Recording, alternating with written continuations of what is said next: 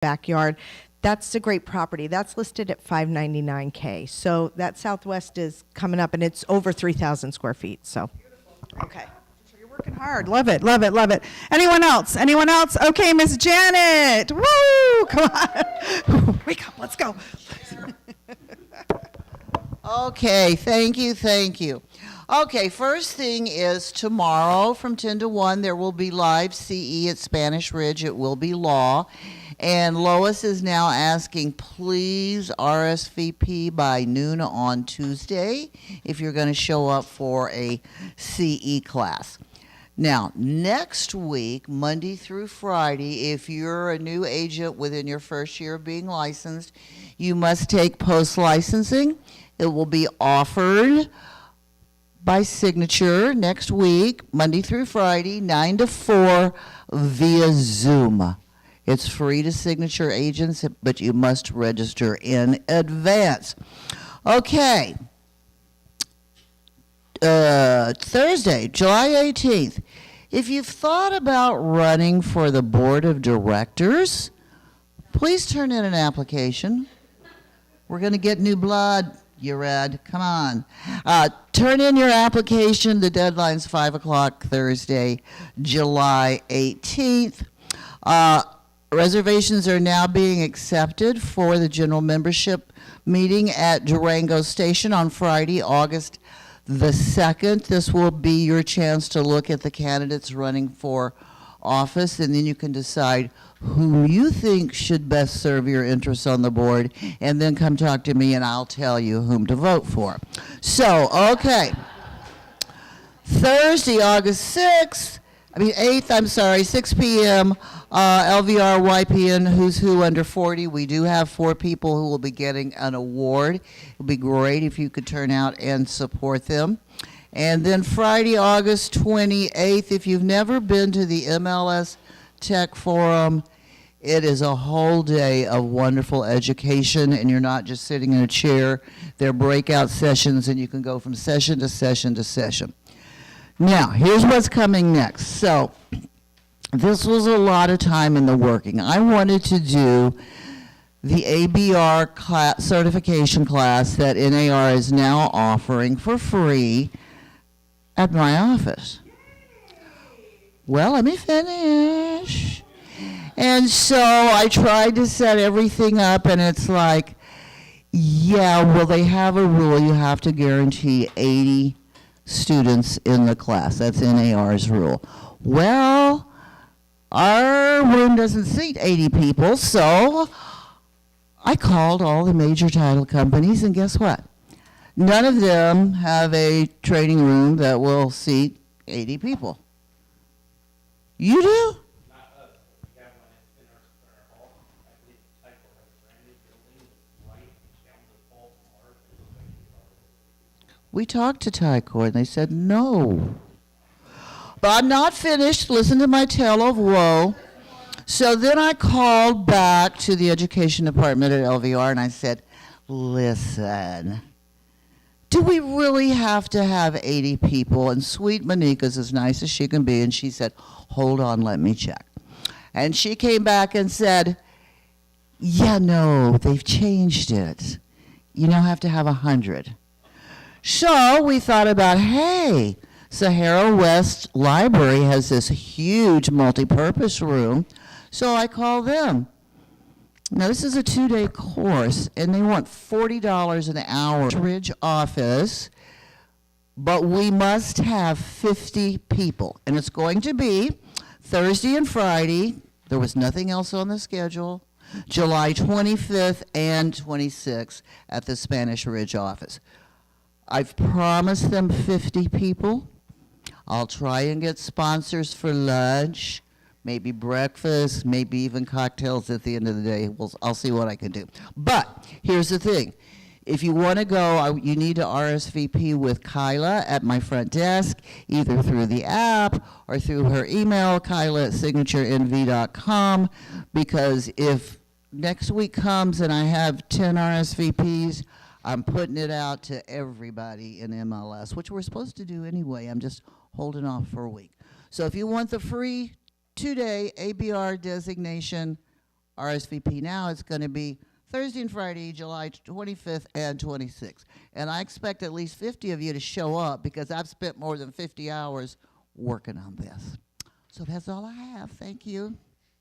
Huh? What? Who's teaching? Keith Kelly. There you go, Keith Kelly. Yay, thanks, Janet. Well, it's time. The CEO of Cool Guys, that's what I call him, Michael DeLuca. This guy, I've known him for a few years now. We met at a private little club that will remain nameless. Dude knows everything about social media. I'm really pumping this up for him, right? So, cool dude. Come on up, Mike. Here come Michael DeLuca. He's got his own apps. He's developed his own stuff. He knows, he's one of those guys that just starts talking about social media, and I just start nodding my head, yes. Don't have a clue what he's saying sometimes, but I just, yeah, because I don't want to look like an idiot. So give him a warm welcome. We got a bunch of people online watching. Thank you. Michael, CEO of Cool Dudes. I want that on your card next time. All right.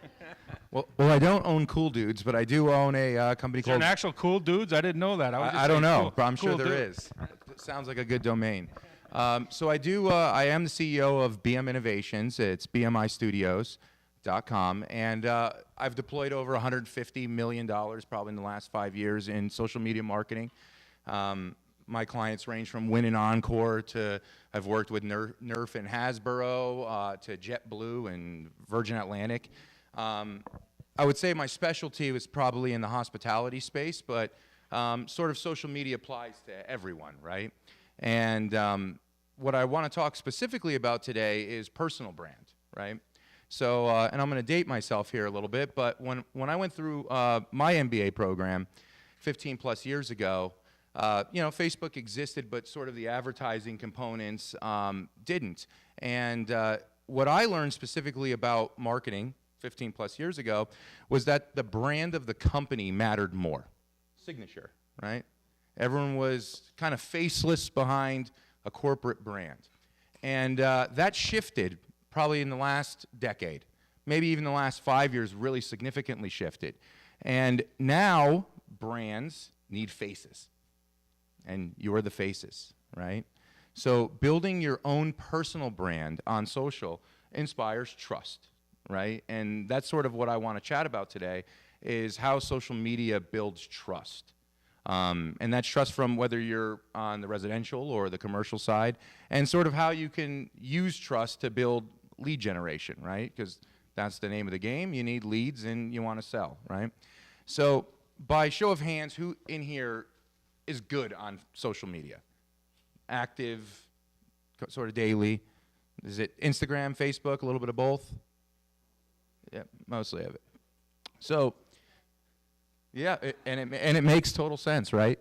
And so even myself, I sort of was behind the scenes for a lot of years, and I started stepping forward and doing more speaking engagements and sort of controlling my social at a higher degree.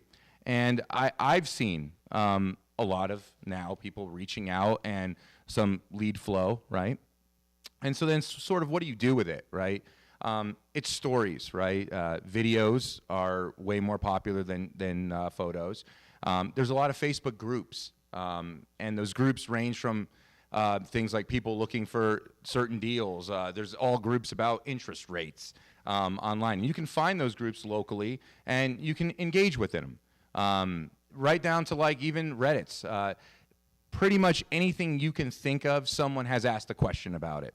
And when you go to Google and you type something in and you see those questions, those are the frequently asked questions on the internet. And so I would suggest that I would start by trying to answer some of those on my social platform. So I would look locally and I would say, go on Google and I would start asking questions that your buyers, your consumers are asking. What do they want to know? What are the frequently asked questions? And I would start to create sort of a series on Facebook and Instagram through Reels, through video, and answering those questions, right? And start to foster engagement. And if it's not working, answer different questions, right? Give it 10 or 15 videos and sort of back up and say, okay, let me see how I can move forward. What's beautiful about platforms like TikTok, which is probably not the perfect demographic for purchasing a house, But everything is connected now. So you can make content on one platform that pushes it to another, and you can share on X and then share obviously across LinkedIn. But what I find value about TikTok is it actually builds questions for you. Things that it wants you to answer. So you can make a video and then you can do sort of a reaction video to a question. So it'll list frequently asked questions specifically for you guys in the real estate realm, and then you can answer that question in a video format and then push that off the platform into Facebook, Instagram. Another one is LinkedIn. Who's really active on LinkedIn in here? Okay, so LinkedIn is sort of the hidden gem of social media. And it could be very spammy, but it could also be very successful in your approach. There's something called Sales Navigator as far as LinkedIn if you're a pro customer. And you can really drill down into certain types of people, right down into maybe people that are in the executive category in Las Vegas. And you can start reaching out to them. You can find potential investors, someone out of town that maybe just wants to own property here because it's an emerging market.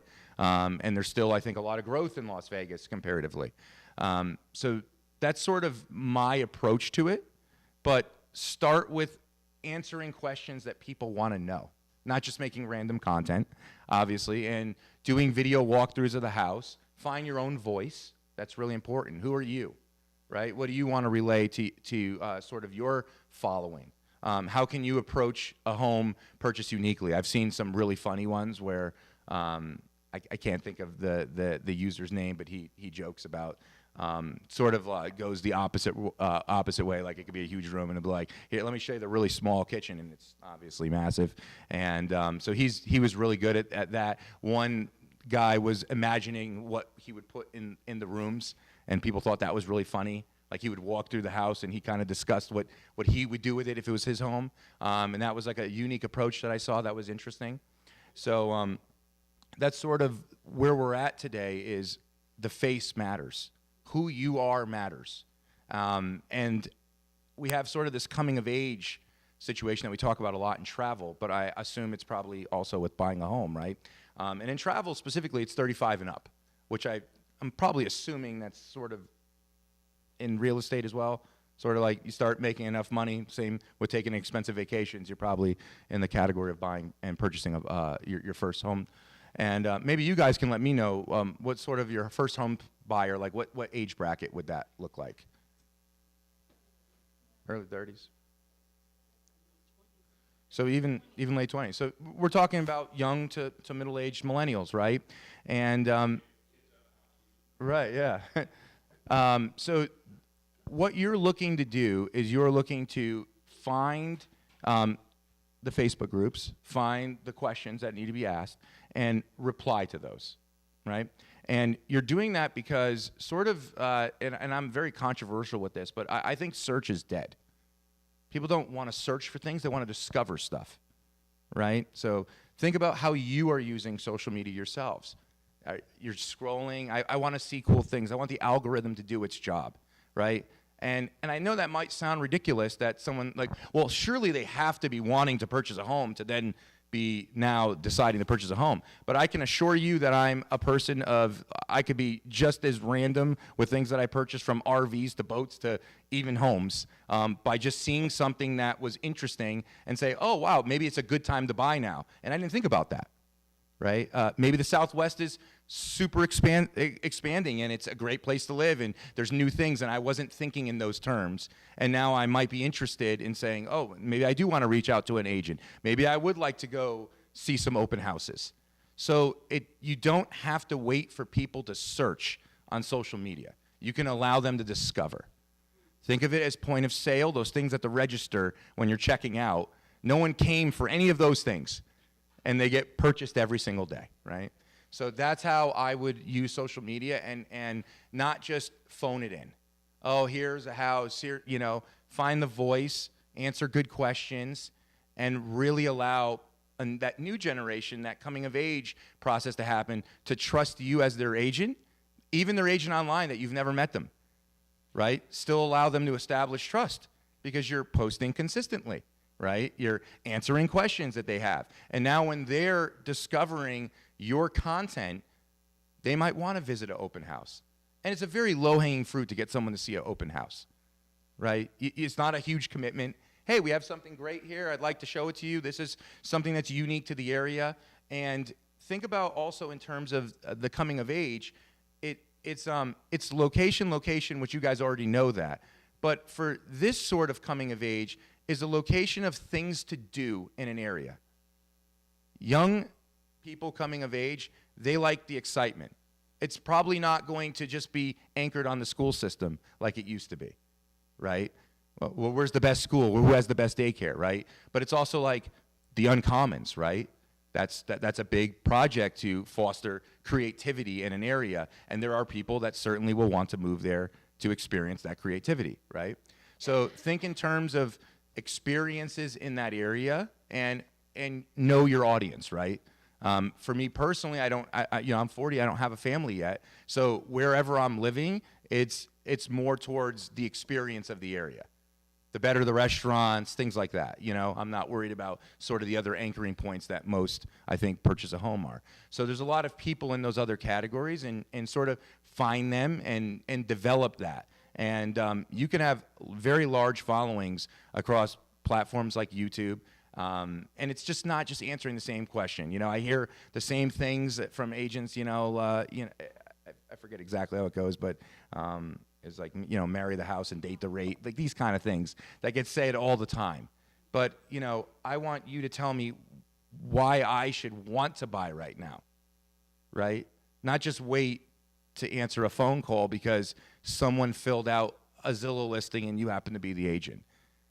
Go out and build that community, and you can do that all online, and it's a massive, really untapped resource, specifically here in Las Vegas. And I think we have a long way to go here as far as the expansion of the city.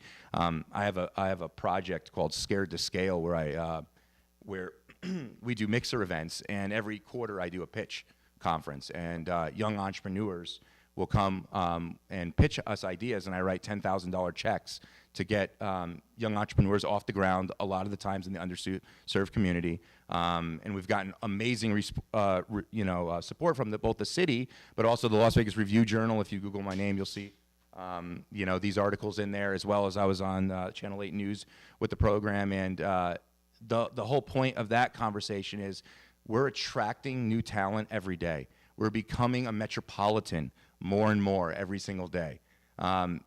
We're not thinking in terms of this is a 5-mile strip of hospitality. We're getting large corporations. And so how do you even get the sort of the reach to attract the people before they're even boots on the ground here?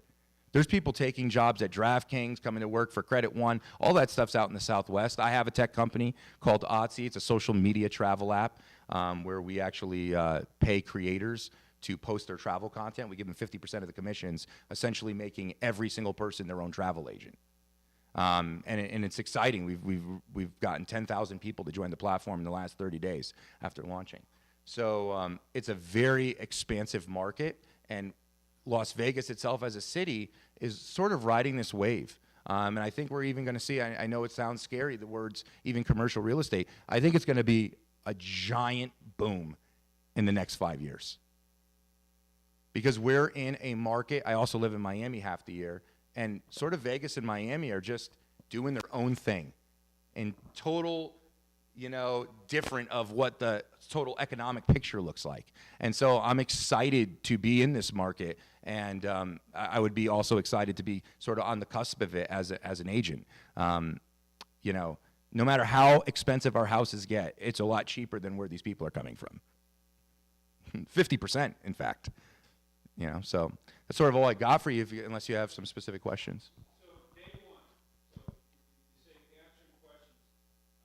Whose questions? Do we create our own? No, it's Google, right? So sort of, I would spend a few minutes on Google, or even ChatGPT, and say, and ask. Now, Google's very great at telling you what people are looking for. So if you start writing in a bunch of real estate questions just into a Google search bar, you're going to see those sort of like drop downs. So it's going to come up, obviously, with a bunch of sponsored links. You're going to ignore those. But there's going to be drop-downs. And those are the questions that most frequently get asked across Google. You're going to see some stuff on Reddit, right? Like people ask a lot of questions. And you're sort of going to foster yourself by saying, okay, well, if that is sort of what's being asked, well, there's a wave to ride here, right? It's really hard to surf with no wave. So you want to surf the wave. Well, the wave is what people are asking, right? It's easier to sell a home when people want to live in the area that you're selling a home. Real hard to sell a home. You got to get real creative with your listings, and I love how you guys do that, right?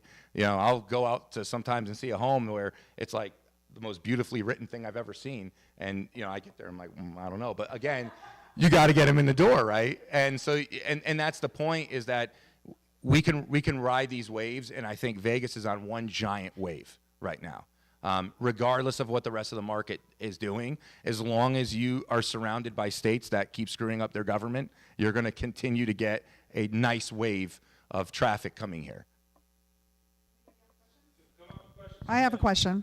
Sure. Okay, so we so let's say we have no social media at all. Like obviously we have Facebook, we're on them, but we're not actually using them the way that we should. Sure. What should our like combination be? What should the perfect little formula be for us that are just starting out? Because like I have everything, but I just don't do videos, for instance, very often. Right. I don't answer any questions. Right. So tell me a little bit about what we can do. Right. So, As I mean, novices. you always want to start with sort of the low-hanging fruit. So, you know, how do you start? You start tomorrow, and you start small. If video's not the first way to start, take a picture of a nice house and write the question and the answer sort of in your description on Facebook. I think if you're not subscribed to a bunch of Facebook groups that are around real estate, and these are sometimes user-created groups, like, you know, I'll give you an example. Like, I'm in Lake Mead Family Boater. Like, that's not run by the state or the marinas. It's just a guy who started it up, and it's got thousands of people in it. Join these community groups. Contribute. Just answer questions. Hey, you know, like, obviously don't go in there and just totally spam it with, you know, home listings. But and there are around like people looking to purchase, and they've created sort of this group, and they all share information. Like, I'm in a group for just Jeeps, and I own a Jeep. And the second I got like sort of the quote from the Jeep company, you know, the Jeep Only is where I bought it from. I went in the group and I uploaded it, and I was like, who thinks this is a bad deal? And of course, you know, they're like coming out of the woodworks, right? And then I go back to my salesman, who probably hates me, and I'm like, hey man, like, I got 72 comments that this is not a great deal. What can you do better, right? So it's really interesting the way that the internet, but just start small. Just put something on Facebook, join a group, contribute to sort of the scene before maybe you then decide, I want to be the scene. So when you're answering these questions, you're getting them to go to your site. Is that kind of why You're putting it on? Yeah, you're so answering just getting on. involved. Yeah. Listen, what you're hoping for is sort of the algorithm to do what the algorithm does. What is the algorithm? The algorithm is just a string of mathematical equation that says, when you post something, I'm going to sprinkle it to not only the people that follow you, but I'm going to sprinkle it to a couple people that don't. And depending on how those people engage with it, it then gets sprinkled to more people and more people. And that's how you eventually build sort of that network effect. But it's like, if it's not working after 10 or 15 videos, then that's why I always say, hey, let's try something a little bit different. Maybe have a better hook. Maybe think in terms of headlines. You know, when the first words that you're saying or writing, think of it as, I gave you a billboard in Times Square to say whatever you have to say. And it has to fit on that billboard. What would that billboard say? What's going to grab my attention and immediately make me be interested to read the rest or listen to the rest of your content? Yep. What would you say? Like, I used to post consistently Yep. every day for a whole year. No, nothing came from it, you know. Right. But then I realized that I'm not saying real estate is boring, but it became more redundant. Like, nothing more exciting. How many times can you do a house? Like, it's like finding, I noticed that people like my videos on my nature, like things that interest me Right. more than, okay, here's a house and you can get into this house for whatever. And I did new builds and I did all that. And I'm noticing that I don't want to be the same and I Right. want to change. So I stopped, which I shouldn't have. It's been about 2 months. I just can't post because I'm not finding as motivated as I used to. Now I post on TikTok, Right. Facebook, and Instagram. I know how to do the watermarks. Right. So every video I post ends up on all the platforms. And I grew, and I couldn't grow Instagram as fast as TikTok. Right. And Facebook. So what would you say, like, how do you, I don't know, give So, back? so first, it's not, as you see, it's not easy. If it's easy, everybody does it, right? But if you do crack sort of that code, it's very lucrative. And I think that's intelligent to not just be real estate, real estate, real estate, real estate. Again, we're talking about trusting you. So who are you? Your face is not just signature. I'm assuming everyone here is signature. I'm just using it as an example. Your face is not just the brand, but it's you. So if you hike a lot, guess what? You're going to start attracting people that are like, oh, this guy is like healthy and shape. Or this woman, and they like to hike, and they like to get coffee where I get coffee, and it's a little bit of everything, right? But when content's not working, you have to change up the way you present content. And that is sort of challenging because we want to do whatever it is that we do. So like, how do I do that? I'll give you an example. I say really bold statements that are super controversial all the time. Not in a negative way, but I'll say something like searching for travel is completely dead. No one does it. And someone will be like, well, what does this guy mean by that? And then they'll read a little bit. I don't mean to say like crazy stuff that's going to get you fired from your job, but you're making bold statements. If you're telling me the interest rate doesn't matter, well, why doesn't it matter? I might read that, right? You're sharing a perspective of like companies coming here. Like, you can't go wrong in 5 years buying here. It's just not just being, again, it's sad that it's like this, but you got to sell sizzle and they buy steak. But you sell sizzle, right? And so you have to have, it has to be exciting content and be bold with what you're saying. If you believe it, be bold. Not just, but controversial from the sense of like, maybe not everybody's saying the same thing, Right. Don't be scared. It's time to buy. So my social media is more focused on fun and silly, and I gravitate towards that versus anything too serious. And Right. so I'm curious if that can be negative for me if I need to be more serious, or if I can just, like, as I recognize it's a professional business and whatever, but I feel like my niche is to try to make it fun Right. for my clients. So, but is that negative for me in any way? I don't think so. So remember we were first chatting about finding your voice. And satire is a big thing, right? So maybe be satirical, maybe be funny.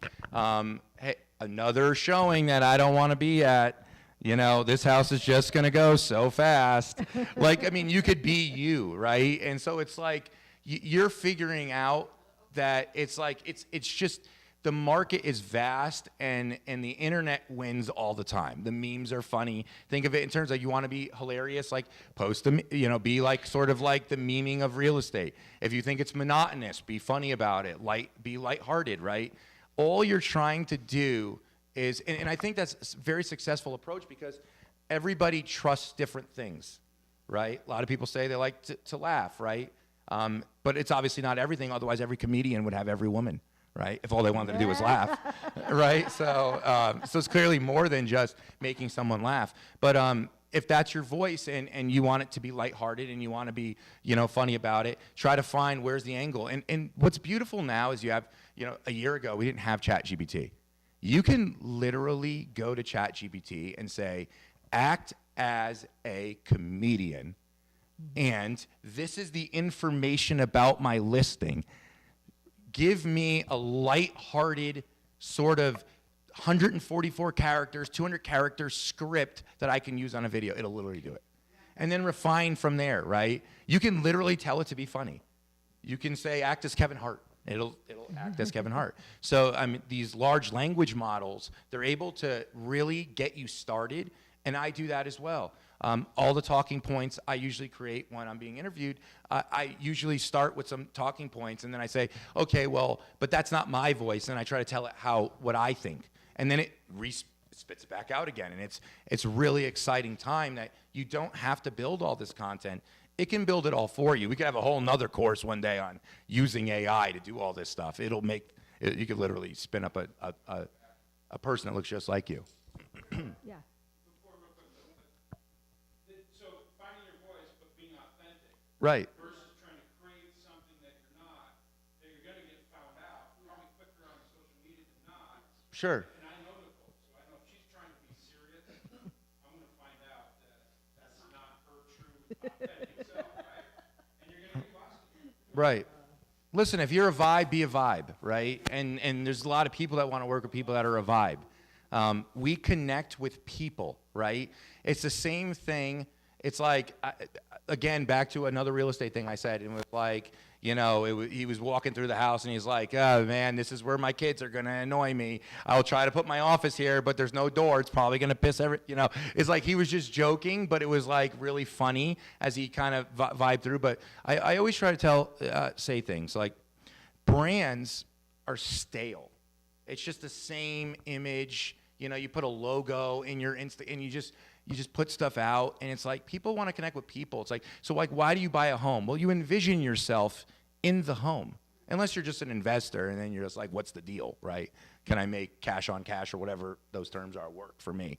But everyone else sort of wants to envision themselves walking outside, grabbing that newspaper, playing with their kids in the backyard, where my kid is going to grow up. And so you're selling a life, right?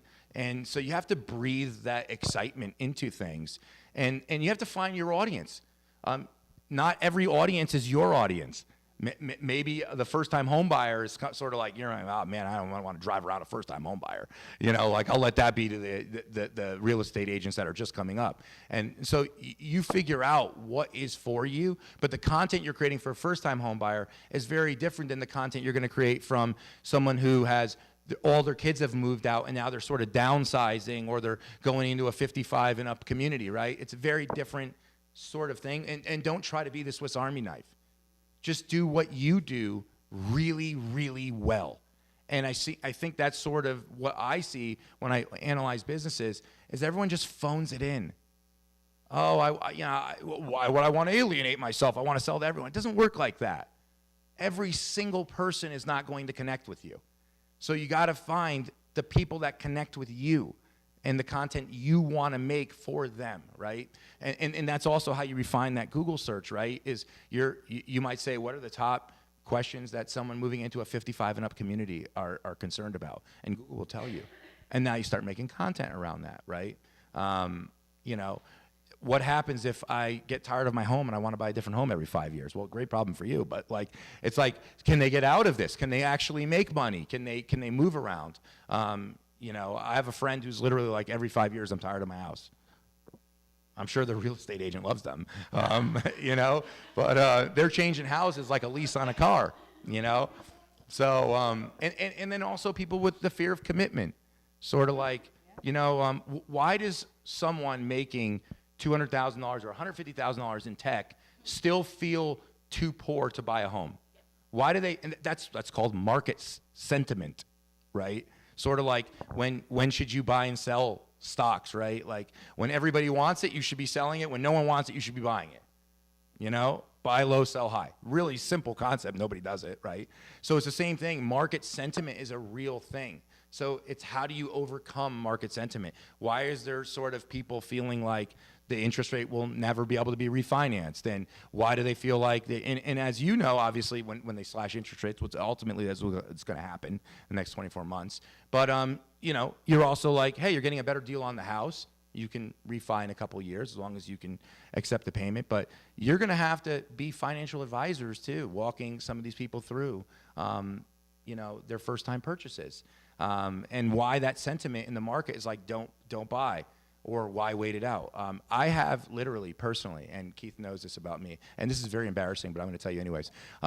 Since 2019, beginning of 2019, I'm like, the prices are going to go down. I literally made offers on homes and didn't take them over $20,000. Those homes are almost double the value right now in Summerlin. Like, I'm waiting for a crash that's not happening. Right? And It's a true story, right? And it's embarrassing, but like also like it's sort of like I didn't want to just hear, oh, it'll keep going up and never come down. But I didn't understand the mechanics behind purchasing homes, right? To sort of like let it go. Like there was one guy who halfway did all the floors in the house, and he was like, well, now you have to finish it. But I'll give you the cash to finish it. And I was like, nah, it's way too much. I don't want to deal with this. But like if my agent was like, look, I got a guy that'll come in and take care of this before you ever move in, that house might have been something I would consider. It just seemed like a big headache for me. So it's just finding all those things and all the reasons why someone's not purchasing and making content on why they should, content around why they should. Wow, I remember. I had a comment. No, that's great. I had a comment and a question. The comment was just to backtrack a little. He's so right. I started joining a lot of social media groups, things that I had interest in, and sometimes the people come up. Do you need a realtor and stuff? I don't throw my name in the public comments. I privately message them, but I see friends that I've made that are on these groups start throwing my name out. And if I'm part of the group, I can say thank you to them on there. If I'm not part of the group, I can't. Like somebody told me the other day, they put my name out and then somebody else put my name out. And I'm like, oh, let me go on. I wasn't part of that group. I couldn't comment and say thank you. So I tried to join the group. They haven't accepted me yet. But I just got somebody a rental from that, and that's great. She's amazing. She makes over 6 figures. In 2 years, she'll probably want to buy. We're working on her credit. Right.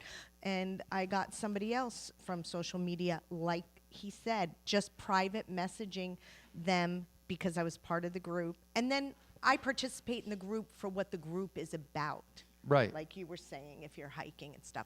So, and it does work. So, and I think, Nicole probably. And so when you guys are selling a home, like are you being diligent about like getting a picture with the family, getting a little quick interview with them on move-in day, like putting it on social media? You're your own best advocate for marketing. And every time you sell something, at very bare minimum, you should be posting about, not about you, but about the family. And think of it as a use case. What was their use case? What was the problem you solved for that family that got them into the home? Because if you're posting all the time that you're selling things, that's the perception I have of you. You're selling stuff, and stuff is moving. And I might want to be a part of that. So I think it's really important, and I think maybe a lot of people miss that. It sounds sort of simple, like, hey, but like, yeah, you can easily walk up and be like, bring them up, buy a bow and give them the bow on the day and then take the bow back, right? Like, it's like the dealerships that always tell me when you get a car, like, why would you not have a bow? Like, it's like a big deal to put the bow on the car. It's like they're going to take a picture on Instagram and post it all over the internet with the stupid bow on the car. It's like if you don't have a bow and you take it back, nobody wants the bow, It's just they want to take a picture with it. So have something, right? The people have the big key, whatever it is, right? But have something that is unique to you, and let me come there on the day that they're getting their keys or the final inspection, whatever that is, and they're not going to be more excited than that day to do something for you. So you're like, hey, can I do a little video with you? Of course they're going to say yes and be excited. And now you have that content to repurpose it however you want to use it later.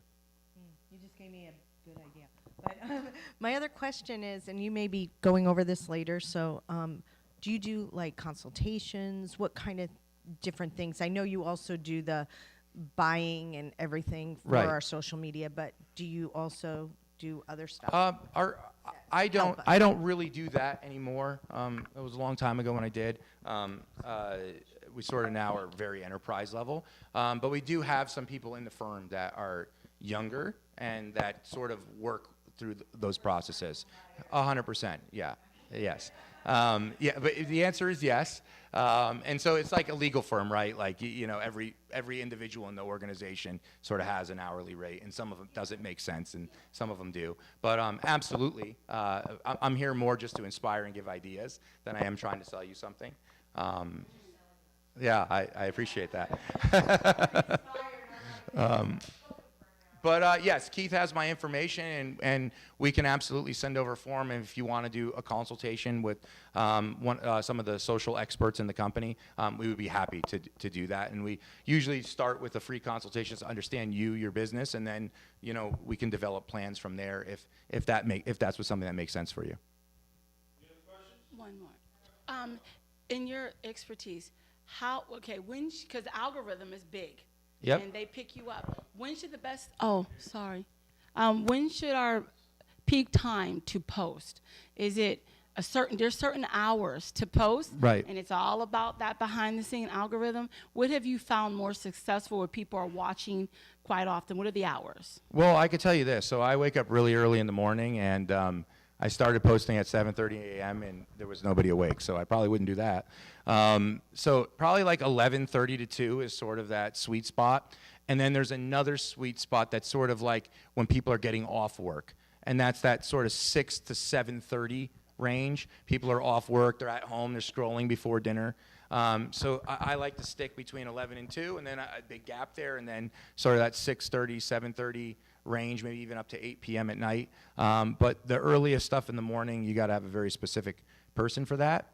And then when you get into like that 3 o'clock to sort of 5, it's sort of that no man's land of people winding down for their day, and they're not really on social media. So right in that range, so it could be checked also at lunchtime, and then also the evenings have worked really well for me. And there are a bunch of tools out there that let you schedule your posts. So you don't have to actually, you just literally set it all up, and then it'll go out on at those times, so you don't have to be active at those times.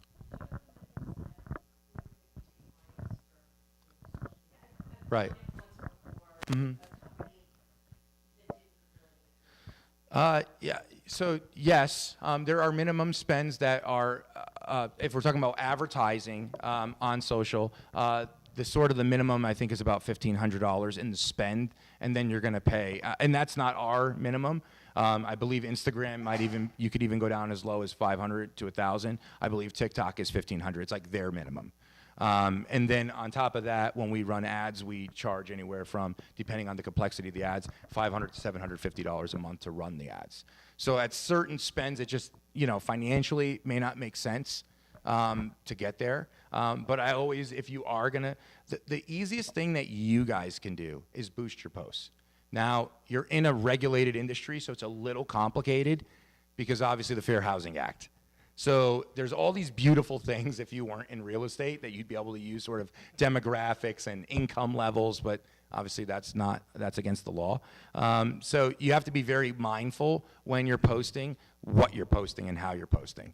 Sometimes it'll just take it down just because it's clearly real estate, and sort of Meta doesn't want to figure it out whether it's an active thing. So you're in a challenging aspect of that, but boosting is usually the easiest way to go about it. Like, you literally can go on to Instagram or Facebook and you can say, I want to boost this post for engagement. And that'll start putting it out in the algorithm a little bit more, and you can spend $5 a day. It could be really cheap, and then sort of whatever's getting engagement, you start building more content around that. And then maybe you'll get to the point where you're like, hey, I do want to spend $3,000 to $5,000 a month and like really build sales funnels and generate leads. So that's what we sort of do, is we're connecting it to a CRM. We're building a landing page that gets A/B split tested. We're having different sales funnels that connect it to your newsletter that also drives the lead, that sends an automatic drip response. So it gets really complicated when you want to do that, but obviously when you're spending that level of money, you got to sell homes, because if the dollars need to make sense. So there's a lot of steps involved in that process, but boosting just to get the engagement, I recommend sort of don't take the paid version approach.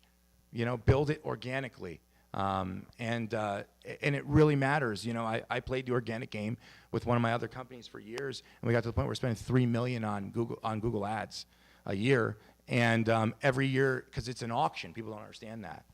So it's a bidding auction on keywords, and every keyword's a different price. Well, do you think that the auction price went down over the years or went up? Well, my services didn't get more expensive, right? In fact, like even similar to yourself, legislation's cutting commissions, right? So that price is going up. What is always going to remain free is organic. And that's a great answer. That's the next part of ClickFunnels and all that stuff, lead generation, and Yep. I think you just boosted yourself into another appearance here. So, All right. right, give them a hand. Was that Okay. great? Was that awesome? We got people at home, but that was awesome. Thank you, Michael. I knew it would be a hit, so thanks. Sort of the 10,000-foot view. And we can always Exactly. drill into some of this stuff a little later. We'll bring That you was really- I back. We'll appreciate bring you guys back. having me. Thank you. Everybody, get to work. Get to work. Great stuff.